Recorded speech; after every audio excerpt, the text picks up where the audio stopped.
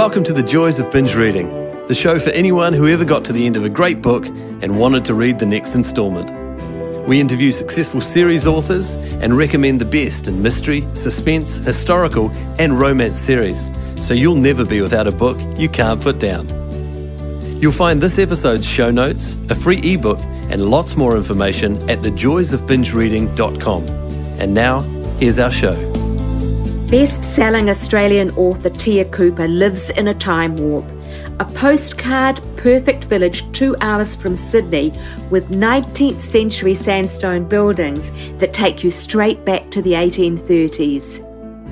Hi there, I'm your host Jenny Wheeler, and today Tia talks about how her surroundings inspire her popular historic fiction and what she'd change if she was doing it all again. But before we talk to Tia, just a reminder that the show notes for this binge reading episode can be found on the website thejoysofbingereading.com. That's where you'll find links to Tia's books and website, as well as details about how to subscribe to the podcast so you don't miss future episodes. But now, here's Tia. Hello there, Tia, and welcome to the show. It's great to have you with us. Thank you very much for the invitation. It's lovely to be talking with you. So this is one of those occasions when we're talking across the Tasman from New South Wales to Auckland. So it's lovely to have somebody closer to home with me today. So beginning at the beginning, was there a once upon a time moment when you decided you wanted to write fiction? And if there was some sort of catalyst for it, what was it? I can't really remember a time when I didn't want to write stories. I was one of those little girls who parked themselves in her bedroom, and made little books and sewed the sides together and things like that. But I guess a light bulb moment was probably when I was at boarding school. A group of us decided we were going to write a story about the school gardener. It got us into a heap of trouble. But it did, and we had to go our separate ways. The power of words, if you like, and how believable a fictional story can be. So I suppose if there was a catalyst moment, that was that. It was like, and two of us actually did go on to work as journalists, so it obviously had an impact on us. Just allowing myself to be diverted for a moment. I mean, these days, if girls started to write stories like that, they'd probably be congratulated on their initiative, wouldn't they? It was a long time ago, a very long time ago. Things have changed a lot since then. Was the gardener particularly spunky? No. I can actually remember his name, but I obviously won't repeat it. No, definitely, bald and 40, but he was, probably 40, which seemed like really old. It was an all-girls school. He was the only male on the premises, poor guy. It's funny, I had a similar sort of education, and, even the guys that came in to lay the carpet, men were so rare that you ogled them all, didn't you? Absolutely. So I'm glad you understand it. Some people look at me a bit sideways and say, well, did you have a problem? Do you old men? But no, it was, it was. So I think that was probably the catalyst, actually. Yes, that's lovely. If it wasn't, it's a nice story. But you didn't get expelled, I hope. Yes. You did? How ridiculous. Well, no, let's not go there. It was a long time ago. Okay, it's a lovely story. Some people were expelled, others sort of stayed, but it wasn't very nice, so we left afterwards. Oh, that's sad. But anyway, yeah. So, but we're still very good friends. I would like to point out that we are all still very good friends. So that's quite interesting. Absolutely. But a bonding experience, no long-term damage, hopefully. That's right. So it's understandable then that you were drawn into romance when you started to write. Well, yeah, but that I actually it was a long, long time ago when I first decided I was going to write a contemporary romance. I found a competition, Mills and Boon competition in the Woman's Weekly, and so I wrote a story and sent it off. It was a really rainy Easter, school holidays, because I was teaching then. Anyway, I sent it off. And I won second prize. I won a bottle of Chloe perfume. But I didn't get the contract I hoped for. And it took another 30 years for me to try again. And I don't really know why I started with contemporary because, history has always been my first love.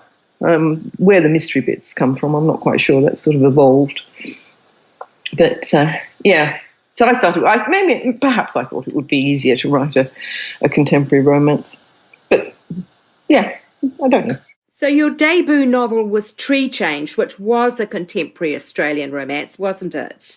Yes, it was. It was because I actually found, when I decided that I was going to try again, I happened to find a Mills and Boon contest online.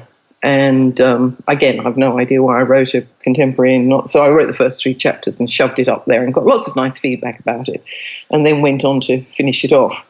But yeah, they're definitely my apprenticeship. I mean, they're awful. I keep threatening to take them down and rewrite them, but I haven't got around to it yet. And so was Tree Change actually the first manuscript that you finished, or were there a few in between that you started and didn't go anywhere? No, it was the first one. Well, the first one was obviously the one I entered 30 years before in this competition. It was a short. I've still got it. Well, I didn't have it. A friend of mine, I gave it to a friend of mine to read, and she actually turned up with it not very long ago. It was called Arctic Ambience. Yeah, it was a long time ago. Anyway, So yes, Tree Change was basically the next story that I wrote. Yeah, and then you moved into slightly more rural sort of settings, didn't you? With The Other Side of Tomcat Creek and Back to Blue Gum Flat, they were described as rural romances. Yes, and The Journey Home. The Journey Home was actually originally called.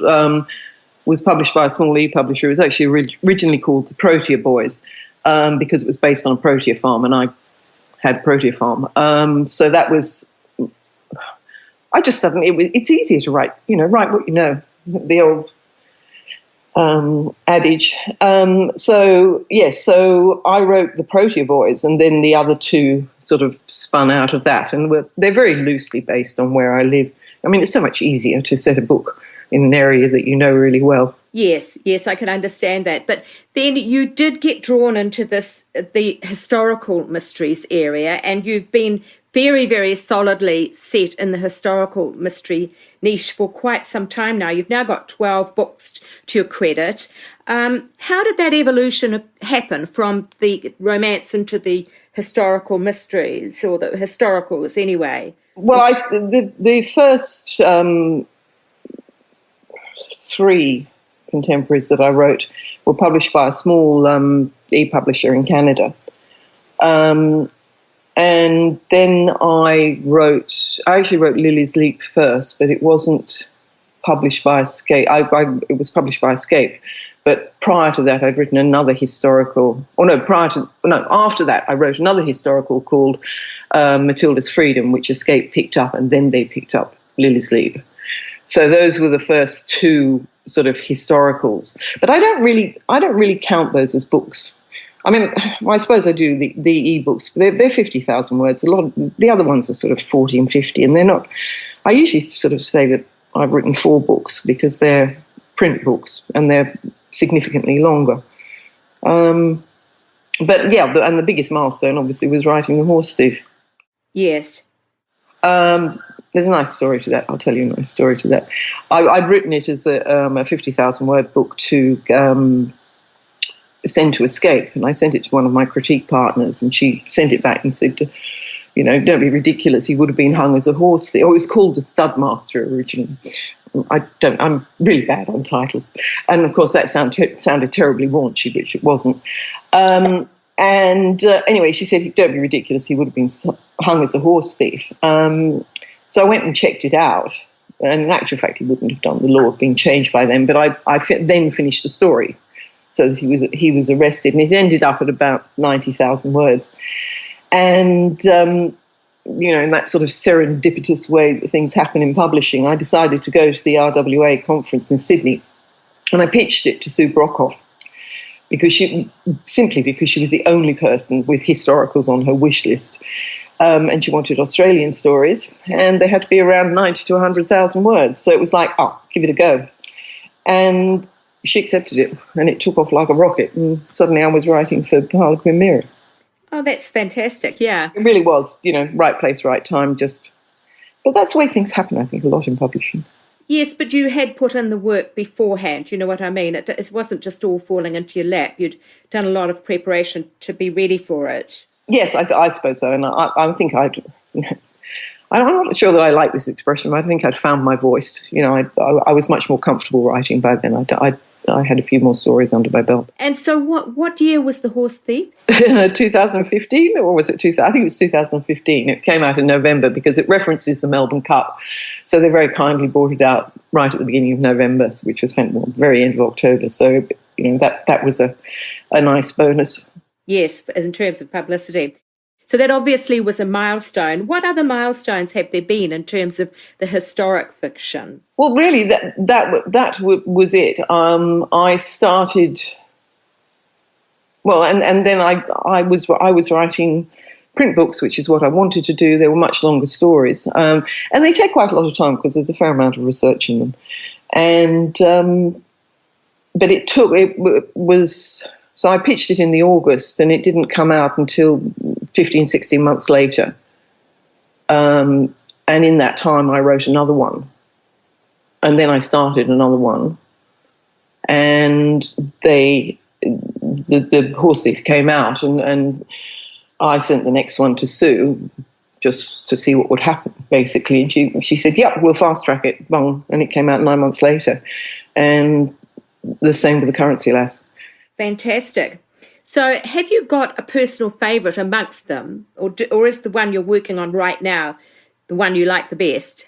No, I have favourite characters. I don't think I have a favourite book, and it's certainly not the one I'm writing. I usually detest the one I'm writing and go through all sorts of, the plot's always like a rat's nest. And I'm always convinced it'll never see the light of day. Now, I like characters. I really like Slinger in The Cedar Cutter. He's only a minor character, but yeah, I think he's great. And, ultimately he saves the day. And I became very fond of Rose and Phineas in the Naturalist daughter. I like the relationship between them. So I don't really have a favourite book. I think I have characters, and one character which I won't go into in the book because the edits have just been finished. I'm very taken with.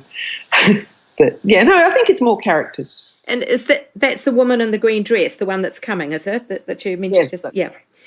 We'll talk about that towards the end when we get on to talking about your projects. But you mentioned Rose and the Naturalist's daughter, and that's attracted a huge amount of attention, that book, hasn't it? Yes, it's done very well. There's been a bit of a standing joke about whether horses or platypus are more saleable, because the Horse Thief did very well, and the platypus one's done very well. So depends which side of the fence you fall, with the horses or with the platypus. Yes, the platypus is perhaps not something you'd immediately think of, but it's very charming. And that story, Charles Winton, I mean, when I started reading it, because I didn't know enough about Australian history, I wasn't sure if he was based on a real person or not. So I had to kind of Google around and discover that he's entirely fictional. But that there was a gap in the scientific history that allowed you to create this character. Can you tell us a little bit about that gap that you kind of wiggled your way through? I love gaps. I search for gaps. I dream about them. I adore gaps. It took me an enormously long time to write that book. I started it after The Horse Thief, and then wrote the Cedar Cutter and the Currency Lass in between, and then came back to it. And then at one stage it was going to be 3 books. And so I basically wrote the entire backstory as well. But I read just about everything I could find on platypus, and they fascinate me. I mean, I've got, but there was one fact that was very consistent, and that was that Hunter was attributed as seeing the first platypus, witnessing some Kuris spearing the platypus, and he had it pickled, and he sent it to England, to the Literary and Philosophical Society of Newcastle upon Tyne. And then I was poking around. I did a lot of poking around. And I found an old journal on Gutenberg which said that somebody else, no name, it simply said that a platypus pelt had been sent to Sir Joseph Banks. But I could find no reference to that at all. Now, maybe the ship went down. Maybe it didn't get there. I don't know. But then I thought, I'm in business. And I started playing the old what if. And that was really the gap. It's not really a scientific gap. It's more a gap in recording or reporting or possibly a gap in my research. But that's how it started. So all sorts of emails from people. So a couple of them quite irate because they couldn't find any reference to Charles Winton. So I've sort of got, have you read the historical note? No. And then you get one back saying, oh my God. It's a great compliment. I was going to say it's a great compliment, because that was exactly my reaction when I started it, was, this sounds so convincing. I think he must be a real person, that kind of, yeah. I guess it's a gap in the scientific history, in the sense that, you know, there's that always going to be that question as to what happened to if somebody did send Joshua what was his name again? Joseph Banks. Joseph Banks, yes. A pelt. Who was it exactly? Yeah. Well, who was it? What happened to it? And I'm sure that Joseph Banks would have done something about it. So anyway, I mean, did somebody do it? I don't know, but it was great. It really made the entire. As I said, the story went through several incarnations, and that absolutely came quite late in the piece, and absolutely made the story gel. Yeah, and it must have been nice that I didn't even realise that there have been some platypus in your hunter area. I didn't. Oh, yes. Well, there still are. But I mean, not very many, and people sort of don't talk about it, you know, because they don't want them disturbed. Yes. That enabled me to bring the story to Wollombi, which is what I wanted to do, or to the hunter, actually. I mean, I like to keep the stories local. Yes. I like writing about the local. I mean, if you get stuck and you don't know what the clouds are going to look like or what the weather's like, you go for a walk up the road. It makes it so much easier. Everybody says to me, we just use Google Earth. No, it's not the same. All of your characters, all your female characters, seem to have a similar trait in that they're interesting, independent, strong-minded, keen to set their own course in life. Would that be a fair observation? I hope so, yes. And that's quite deliberate. It is. Well, yeah. Well, it's the way they come out, but I certainly. I find it slightly annoying because women, particularly in Australia, were much more significant in the business sense and in the businesses they ran, whether they were rural businesses or city businesses. And we tend not to acknowledge that, I think. You know, they weren't, sure, they hadn't got any legal rights until the Married Women's Act, but they were a force to be reckoned with. I mean, useless piece of information. In the 1850s, more of the businesses in George Street in Sydney, which was the main drag, were owned by women than they were men. That's a fascinating little fact. I guess it doesn't surprise me. I think in those colonial societies, there sometimes was a bit more room for women to do their thing. There wasn't quite so much of a conservative sort of, padlock on them. But yes, I agree with you. I think the same's true in New Zealand. And also, I mean, if you look at MacArthur's wife, I mean, he was busy swanning around backwards and forwards to England, trying to keep himself in or out of jail, and she ran the entire business. But as far as everybody's concerned, Australia's fame and fortune was built on the back of a sheep, which MacArthur introduced, but he didn't do any of the work. Elizabeth did. Yes. You're starting me on something I probably wasn't intending to go on path. I wasn't intending to go down. Perhaps moving away from specific books to a more of a focus on your wider career, if there's one thing you've done in your writing more than any other, what is it that's been the secret to your success?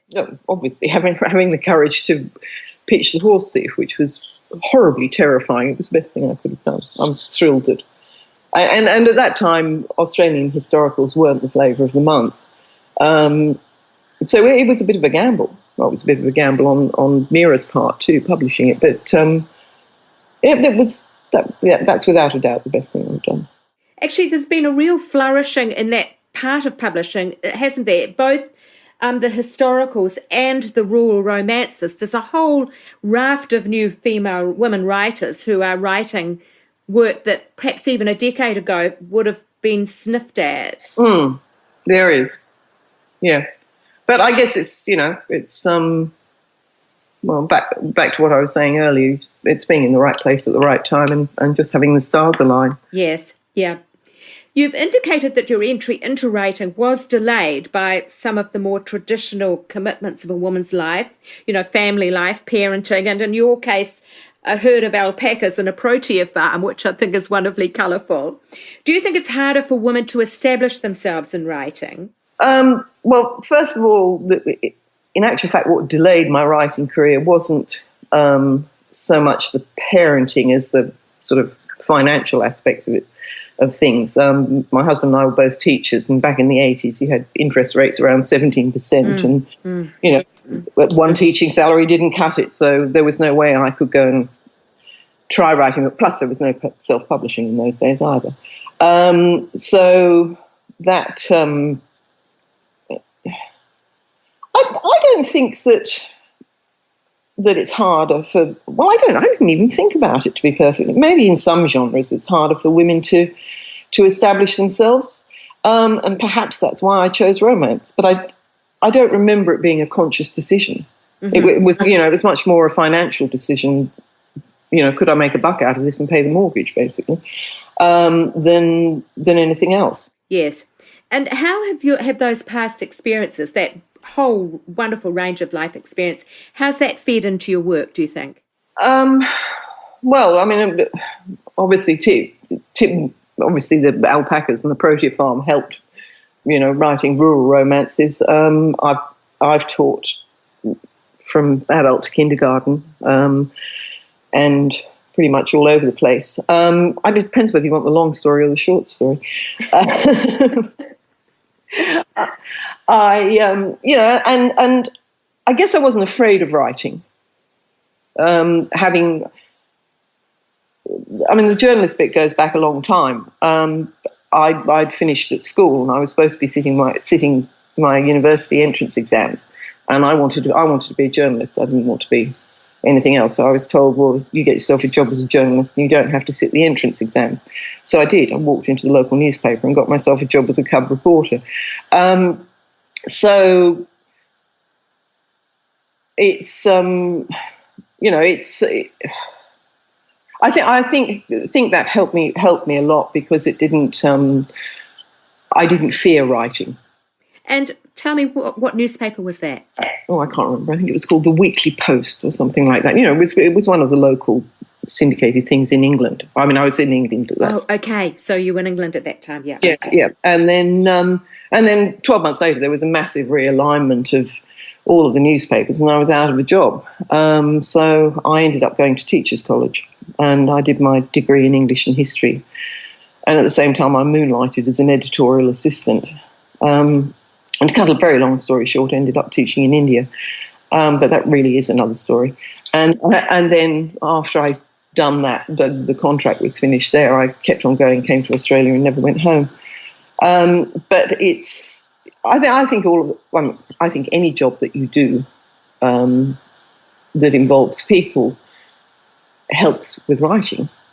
Of course it does, because you insight into various different characters and things like that. Sure. You sound as if you're very much now an Australian, a committed Australian. So, I mean, I've lived in Australia longer than I've lived in England, except I can't get rid of my accent, as you may have noticed, which is quite amazing, but it won't go. The first podcast I did, I was absolutely horrified, and I rang up my daughter and I said, "My God, I sound like the Queen." And she said, "Well, give me the link and I'll listen to it." And she said, "Mum, that's what you sound like." And I thought, "Oh, really?" Anyway, I've given up worrying about it. No, I can't do anything about it. I've been trying for donkey's years. Yeah. So now, for listeners who aren't familiar with Australia, I mean, Kiwis know all about the Hunter Valley, etc. But I wasn't actually sure how you pronounced your town's name. Wollombi, is it? Wollombi. Wollombi. But not to be confused with Wollombi. Oh, okay. That is confusing. Which is where the I can't remember what they're called. Those trees that are supposed to be prehistoric. Oh yes, the pine. The Wollombi pine. Yes. It's a Wollombi pine, but the village is Wollombi, which actually means meeting place in the local Aboriginal language. So for listeners who are not familiar with Australia, could you describe what you particularly love about the area that's made it such a focus for your work? Oh, well, it's sort of like a bit of a time warp thing. I mean, Wollombi is really unique. Prior to European settlement, it was a very, very significant ceremonial meeting place for the Aboriginal people. And there's the most amazing rock art and significant sites that date back thousands and thousands of years. It wasn't until the 1830s that the Europeans first worked their way this way. And they started building what's called the Great North Road, which runs from Sydney out to the Hunter Valley, well, out to Wollombi and beyond. And it was convict-built road. You know, they put them all in chains and told them to smash up bits of rock and this, that, and the other. And the road's still used today. It's the most amazing piece of engineering. But the village was intended as the administrative centre, and it was going to open up the whole of the lower Hunter area. But then they moved, and by that stage there were a lot of convicts in Newcastle.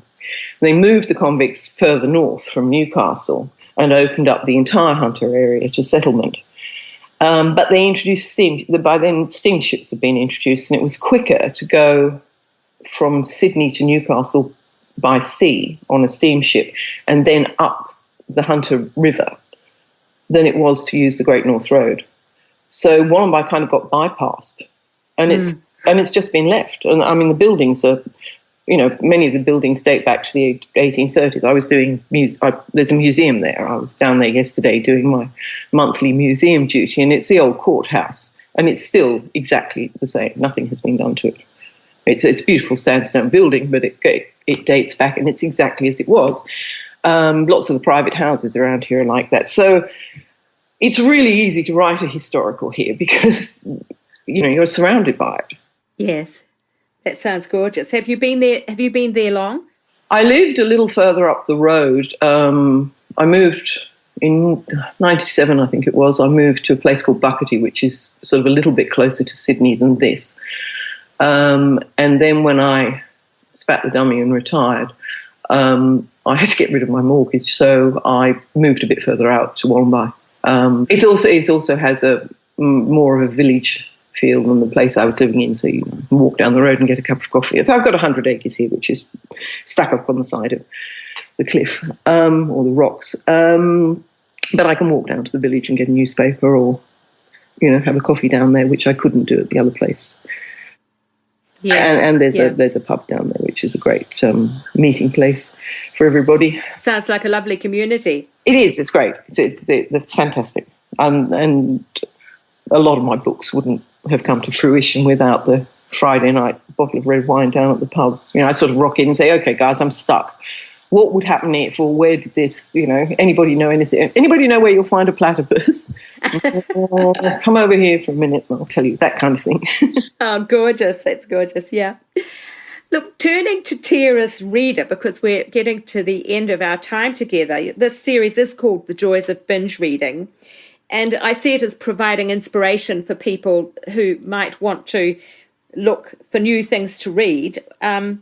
What's your taste in fiction, and have you been a binge reader in the past? I read anything. I read anything and everything. I'm one of those annoying people. If I'm a passenger in the car, I read every sign as you drive along the road. I obviously read historical fiction and romance, although I'm not a huge Regency fan. Have you read The Naturalist daughter? Yes, I have. Yes. So I quite enjoyed writing Rose Arriving in London because that was a bit tongue in cheek because I'm not a Regency fan. I'm also not a huge series fan, to be honest. I didn't get past the second Outlander book, but I love the TV show. Mm-hmm. And the same with Poldark. I'm more of an author fan, I think. So you actually like more literary fiction than genre fiction, perhaps? Not always. I'm putting words in your mouth. Sorry. I do actually have I've got 2 books sitting here on my to-be-read pile. Well, I've got hundreds of books. I mean, there's half a dozen research books. But I've got The Shanghai Wife sitting here, and I've also got a book that's called How to Swear, or Aussie Swear Words, or something like that. You know, I mean, I really do read anything. But, I adore Kate Morton's books. Yes. I was lucky enough to get my hands on an ARC of her latest one, The Clockmaker's Daughter, which is fantastic. I still prefer The Forgotten Garden, but so I've read every single one of her books. Lately I've enjoyed Natasha Lester's books. I've just finished The Paris Seamstress. I like books set in World War I and World War II. Yes. And the Alice Network was fantastic. So, that's another. I'm just looking at the pile that's sitting over there. I've also just finished The Lace Weaver by Lauren Chater, which is a debut book, I think, and I'm definitely going to be looking for some more of hers.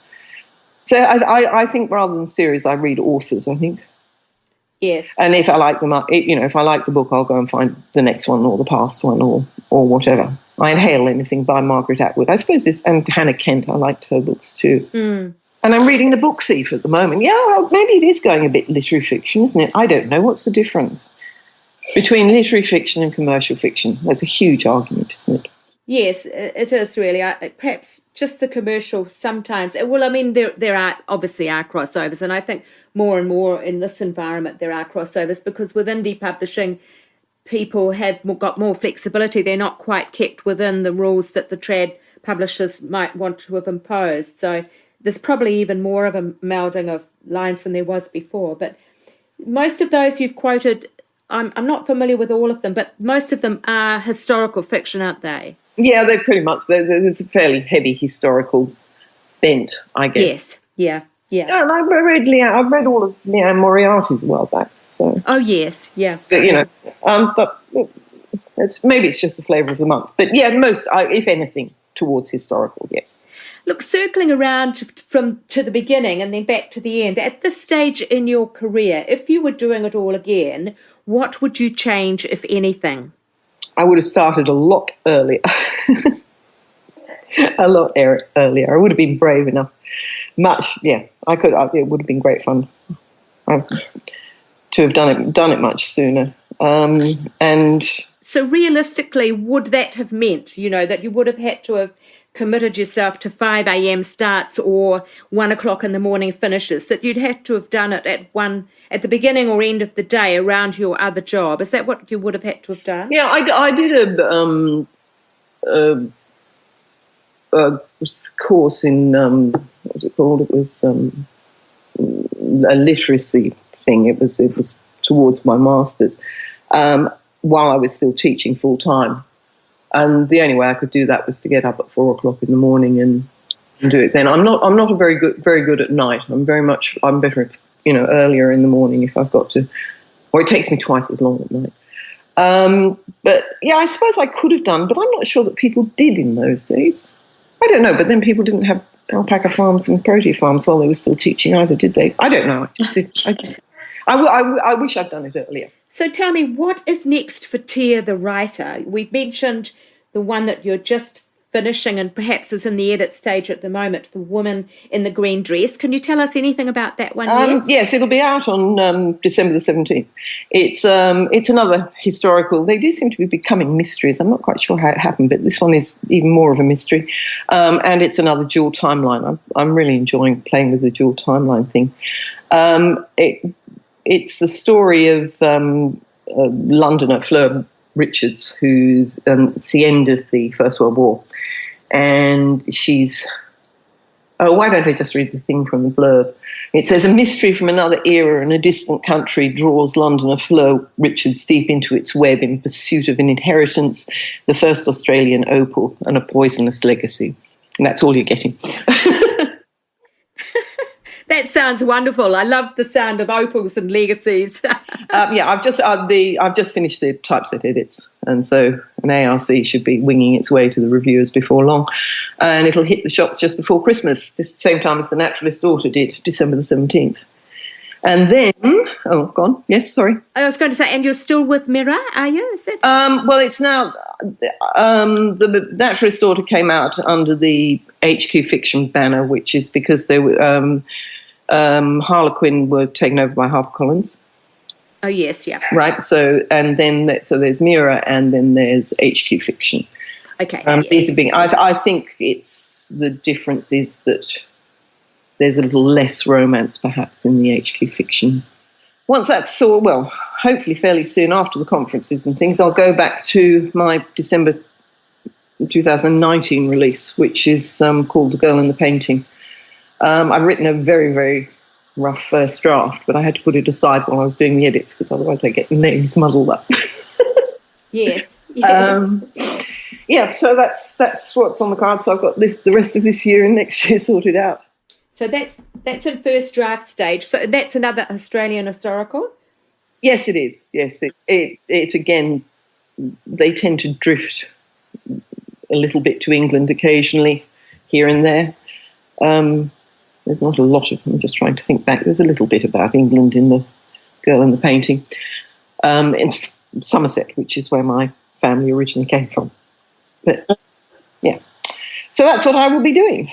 Wonderful. Now, where can readers find you online? And are you active on social media? Right, that's a bit tricky. My website's currently having an overhaul, but it should be up again very soon, and that's tiacooperauthor.com, which isn't terribly difficult.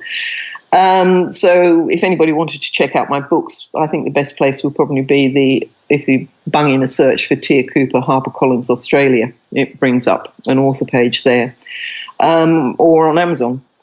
And I'm on Facebook as Tia Cooper, and I'm on Twitter and Instagram, but I'm appallingly bad at both of those, so I wouldn't take any notice of me there. And I've got a newsletter, and there's a link on my Facebook page under the About button. Oh, great, yes. So they can be in direct contact with you there. And do you also do anything on Goodreads? Yeah, I've got a Goodreads page. I tend to stay away from it a little bit. Well, I go through phases of it, actually. It's I think it's very much a reader's space rather than... Yeah, so I tend to interact with readers in that situation, but I don't, it's not an author space. Yeah, no, it isn't really. So you'd prefer to interact with your readers directly through your newsletter or on Facebook? Yeah, Facebook is great. I like Facebook. It's nice and easy, and get a nice little ping on my phone when I get a message. So I tend not to. I tend not to go to Goodreads for ages and then go, oh my God, I should have answered that ages ago. Okay, we'll say find Tia on Facebook. That's the on Facebook and check out my website if in a little while. It shouldn't be too long. Tia, look, it's been wonderful talking to you. Thank you so much. And I know that we're going to have the chance to meet at the coming Romance Writers New Zealand conference, which I'm really looking forward to. Thank you so much for the invitation. I'm really looking forward to catching up with you. Thanks so much. Bye for now. Bye. Thanks for listening to the Joys of Binge Reading podcast. You can find all the details and links for this episode at www.thejoysofbingereading.com. We'd love to hear your comments and suggestions for who you'd like us to interview next. And if you enjoyed the show, take a moment to subscribe on iTunes or a similar provider so you won't miss out on future guests. Thanks for joining us, and happy reading. The Joys of Binge Reading podcast is put together with fantastic technical help from Dan Cotton and Abe Raffles. Dan is an experienced sound and video engineer who's ready and available to help you with your next project. Seek him out at dcaudioservices@gmail.com. That's D for Daniel, C for Charlie, audioservices@gmail.com, or check our show notes. He's fast, he takes pride in getting it right, and he's great to work with. Our voiceovers are done by Abe Raffles, another gem of sound and screen.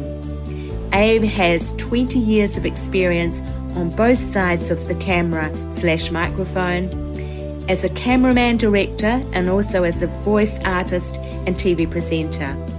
I think you'd agree that his voice is both light-hearted and warm. He is super easy to work with no matter what the job. You'll find him at Abe, A-B-E, at pointandshoot.co.nz. As I say, the full details in the show notes on the website. That's it for now. Thanks for listening. Hopefully see you next week. Bye.